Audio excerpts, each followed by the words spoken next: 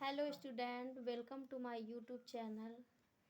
Friends, आज हम polity का लेक्चर नंबर फर्स्ट स्टार्ट करने जा रहे हैं, जिसका हमारा टॉपिक है भारतीय संविधान का विकास।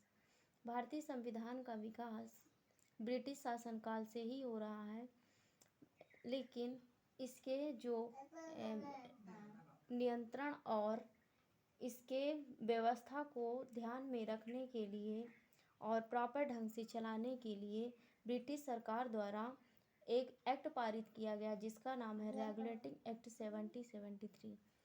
इस एक्ट के पारित होने से कुछ हद तक भारतीय संविधान का विकास एक प्रॉपर ढंग से चलने लगा। फिर इसके बाद इस एक्ट के पहले गवर्नर जनरल बनाए गए वारेन हेस्टिंग। तो आइए फ्रेंड्स, हम पढ़ते हैं रेगुलेटिंग एक्ट 1773। इसके क्या इम्पोर्टेंट फैक्ट्स हैं जो हमारे एग्जाम बेस के लिए बहुत ही ज़रूरी हैं। जैसे पहला है हमारा फैक्ट, इस एक्ट के तहत फर्स्ट तो यह एक्ट आया 1773 में, लेकिन इसे संसद द्वारा 1774 में लागू किया गया।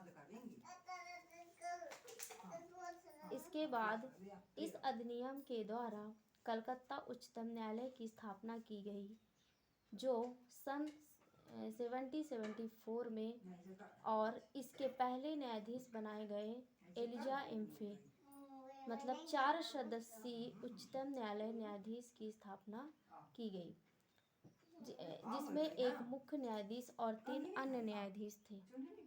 इसके बाद इस कलकत्ता उच्चतम न्यायालय के अंतर्गत कई सारी प्रेसिडेंसियों का संचालन शुरू हो गया, जैसे मद्रास, बम्बई, बंगाल, बिहार, उड़ीसा आदि।